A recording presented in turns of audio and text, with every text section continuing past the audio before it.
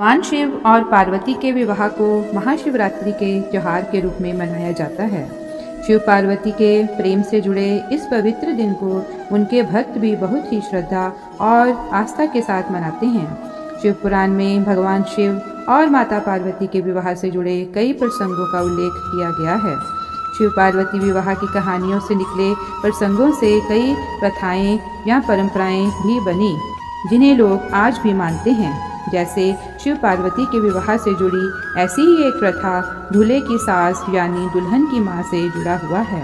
विवाह स्थल पर जब दूल्हा बारात लेकर आता है तो दूल्हे का स्वागत करने के लिए दुल्हन का पूरा परिवार और खास लोग द्वार पर खड़े होते हैं, लेकिन द्वार पूजा के समय दूल्हे की सास मौजूद नहीं होती।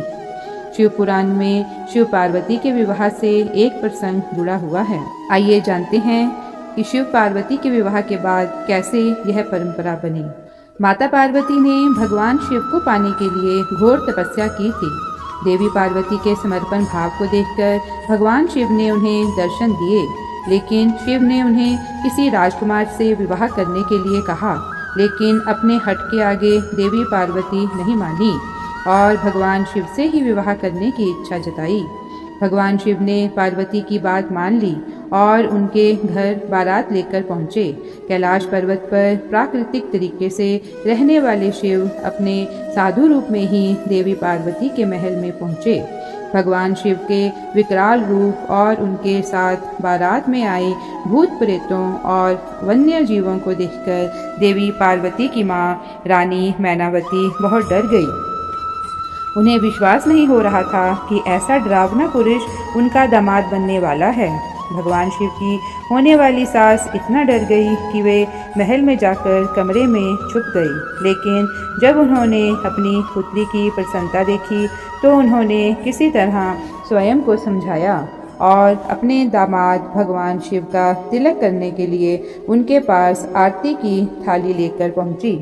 भगवान शिव सांसारिक प्रथाओं की बजाय प्राकृतिक तरीके का अनुसरण करते थे, इसलिए देवी पार्वती की मां जैसे ही उनकी आरती उतारने के लिए भगवान शिव के पास आई, भगवान शिव ने उनका सम्मान और स्वागत करने के लिए भस्म को चारों तरफ उड़ा दिया। यह देखकर किसी तरह साहस करके विवाह स्थल पर पहुंची देवी मैनावती बुरी तरह से डर गई और बेहोश होकर गिर पड़ी। जब देवी पार्वती ने यह सब देखा तो उन्होंने मन ही मन मुस्कुराते हुए भगवान शिव से एक राजसी दूल्हे के वेश में आने के लिए कहा, जिससे कि उनका विवाह अति शीघ्र हो सके। भगवान शिव ने देवी पार्वती की बात मानकर एक ऐसे सुंदर राजकुमार का रूप धारण कर लिया कि उसे भगवान शिव को देखकर सभी लोग मंत्रमुग्ध हो उठे। शिव पुराण के अनुसार भगवान शिव विवाह के समय इतने सुंदर लग रहे थे कि उन्हें देखने के लिए सभी देवी देवता उपस्थित थे। भगवान शिव ने जब अपना इतना सुंदर रूप धारण किया तो देवी पार्वती की मां बहुत प्रसन्न हो गई।